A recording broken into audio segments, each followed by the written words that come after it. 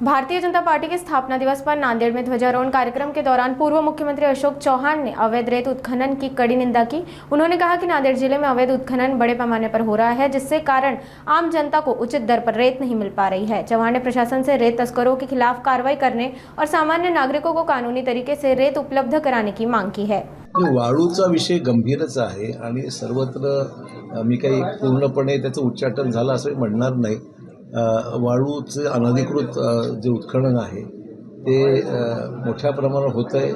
पोलिसांनी महसूल विभागाला आळा घातलेला आहे।